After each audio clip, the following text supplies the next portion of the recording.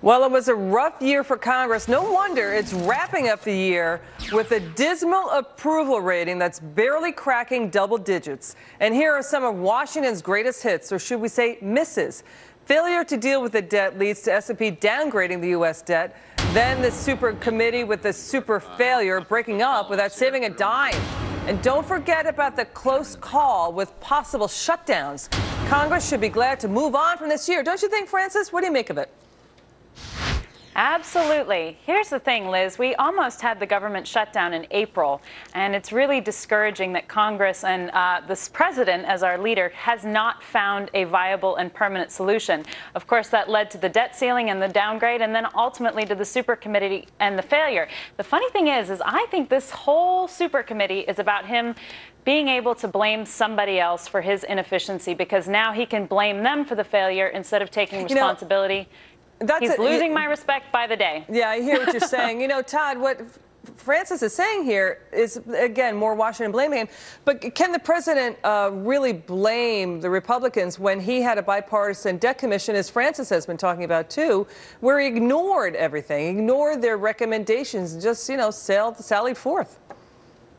Yes, sally forth. You know, he brought all these people together, Republicans and Democrats, had Alan Simpson and Erskine Bowles. They had great ideas. They had a great plan for income taxes that could actually help spur economic growth, and the president did nothing. And it's amazing. Congress hasn't passed a budget, and the president hasn't signed a budget in over 950 days. I mean, how incompetent is that? I know. It feels like Belgium, Malia. And basically what Todd is saying, Malia, is that, for Congress, they should wake up, because you know what? The house is on fire and they're still smoking in bed, because we have added, again, the equivalent of two Russias to the national debt. And, I guess we can be grateful that John Corzine's not the Treasury Secretary. I don't know what else to be grateful for as the final show of the Cavuto I'm grateful that franchise. Our troops came home. Yeah, go ahead. You're glad the troops came home. I was just going to say that I am grateful that our troops came home before the new year. And I think that one of the failures isn't so much around the bills that were passed that we can either agree or disagree with, but I think that this partisanship that has really torn our country apart, and we forgot that we can disagree, but at the end of the day,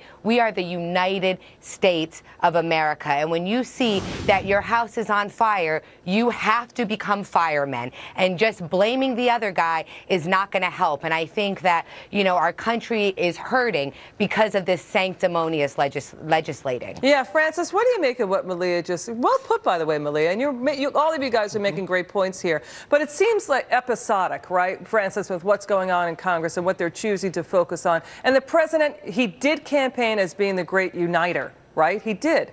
But what we're seeing is unbelievable historical gridlock, and gridlock is not an achievement for the United States of America. That is so true. What I find is that they don't have a solution. Otherwise, it would be very simple to sell the other party on a logical and viable solution. And what we're really going to find ourselves facing, if we don't want to be the next Europe, and we don't want to have a debt crisis and austerity measures, which is what this $1.2 trillion in automatic cuts is going to start looking like for our entitlements, what we really need to do is look at overhauling our monetary policy, because it's a debt-based monetary policy. It actually mathematically creates poverty over time, and this is what both Democrats and Republicans are missing. But instead of Obama finding the new solution, he's setting himself up in order to say, well, there's gridlock, and it's because the Republicans don't have any compassion for the Americans. And I'm telling you, that just really makes me sick, because it has nothing to do with compassion. It has to do with, he hasn't found a mathematically viable solution, and he's incompetent. He might be a nice person, but it's time for a new a new person in there. Well, it's time for all of us to go get a drink. I don't know if it's fair to say that our president is incompetent. I think it's time for us all just to go have a drink. What do you think? I agree our president with you on hasn't that. found a solution. You all jumped at that one. All right. Well, you know what? You guys are closing out the final Cavuto show of 2011. And I want to see you next year. Neil is kicking off 2012 with a bang. He's back Tuesday for the Iowa